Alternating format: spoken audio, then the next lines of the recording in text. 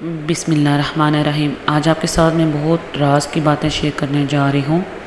اگر اللہ نے تم سے کچھ لیا ہے وہ بہترین بنا کر واپس تم کو دیا جائے گا۔ بس تم دعا کرنا مت چھوڑو اور اللہ پر پورا یقین رکھو۔ تمہارا صبر تمہاری منزل قریب ہے۔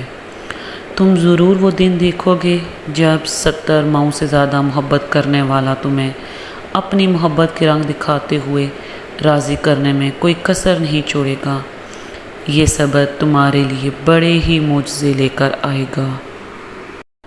چھوٹا بن کر رہو گے تو ہی بڑی بڑی رحمتیں ملیں گی، کیونکہ بڑا ہونے پر تو ماں بھی گود سے اتار دیتی ہے۔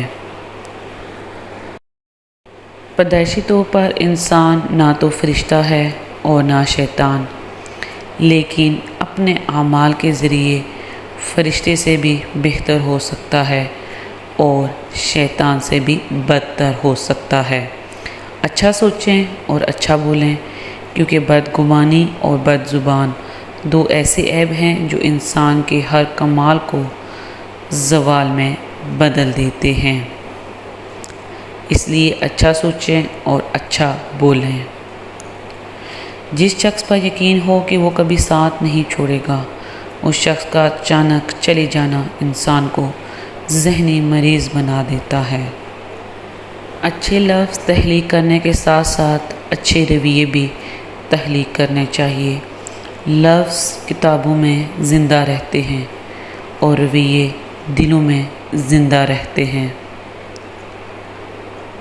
حضرت علی رضی اللہ تعالیٰ عنہ سے کسی نے پوچھا، اگر کوئی اپنا ہمیں بھول جائے تو کیا کیا جائے؟ شیر خدا نے فرمایا، کوئی اپنا ہو تو وہ کبھی نہیں بھولتا، اور جو بھول جائے وہ کبھی بھی اپنا نہیں ہوتا۔